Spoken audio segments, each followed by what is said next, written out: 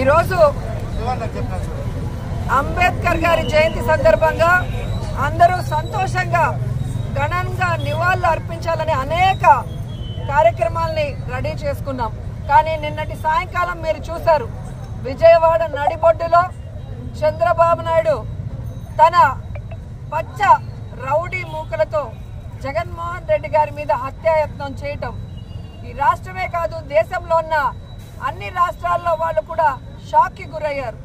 అంటే ప్రజల అభిమానం పొందడానికి ప్రజలకు చేసిన మంచి చెప్పుకోవాలి, లేదా ఏం మంచి చేయబోతున్నామో చెప్పుకొని వారి యొక్క ఆశీర్వాదాలు తీసుకోవాలి. కానీ ప్రజలు అభిమానించే నాయకుడిని లేకుండా చేసి తాను అధికారంలోకి రావాలన్న కుట్ర కుతంత్ర రాజకీయం చంద్రబాబు నాయుడు చేయడం దురదృష్టకరం.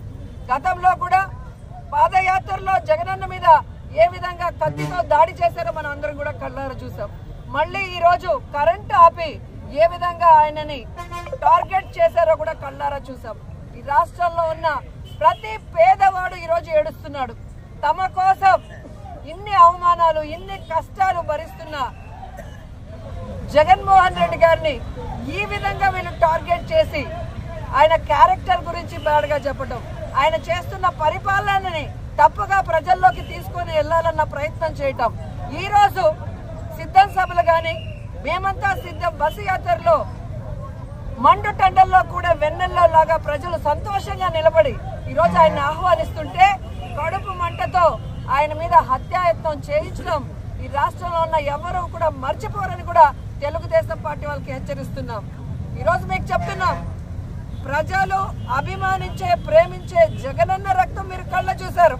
ఖచ్చితంగా 2024 మే 13 జరిగే ఎన్నికల్లో తెలుగుదేశ జనసేన పార్టీల రక్తాన్ని కళ్ళ చూసే విధంగా ప్రజలు వాళ్ళకి ఓట్లతో బుద్ధి చెప్పి ఆ పార్టీని ఈ రాష్ట్రం నుంచి తరిమి కొడతాయని కూడా వాళ్ళకి తెలియజేస్తూ ప్రజల్లోకి జగనన్న అభిమానులంతా వెళ్లి చంద్రబాబు నాయుడు చేస్తున్న కుటిల రాజకీయాలు వెన్నుపోటు రాజకీయాలు